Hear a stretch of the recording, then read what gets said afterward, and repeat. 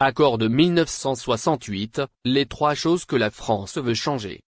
En France, le débat autour de l'accord franco-algérien de 1968 n'en finit pas. Ce mardi 4 mars, ce traité a été débattu au Sénat à l'initiative des sénateurs Les Républicains qui dénoncent un accord totalement déséquilibré, appelant à sa dénonciation.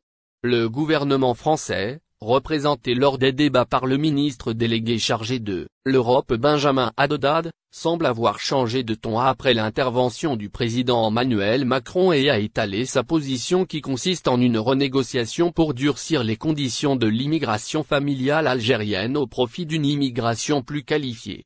Pour la sénatrice et LR Muriel Jourda, si la France met fin à ces accords, nous ne ferons que rétablir des relations équilibrées entre 2 pays qui, me semble-t-il, ne se doivent plus grand-chose.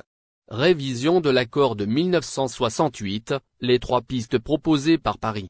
En réponse à la majorité sénatoriale de droite et du centre, qui dénonce l'accord en question, le ministre délégué a rappelé que le traité de 1968 ne concernait pas l'immigration illégale et n'abordait pas la question des laissez-passer consulaires, rapporte Public, Sénat.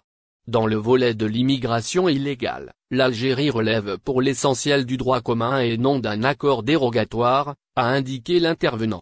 Selon lui, le taux de délivrance des laissez-passer consulaires est d'ailleurs en hausse de 42% l'année dernière, précisant que ce chiffre est en augmentation, mais il est insuffisant. Concernant l'accord de 1968, Benjamin Haddad souligne que le gouvernement français ouvre la voie à une renégociation avec l'Algérie. Il ne correspond pas aux exigences du temps présent, à ce que sont nos intérêts migratoires et nos exigences, a-t-il jugé devant les sénateurs. Le ministre délégué chargé de l'Europe a évoqué 3 propositions de modification. En premier lieu, il a plaidé pour un rapprochement des principes de l'accord avec l'application du droit commun, en particulier pour l'immigration familiale.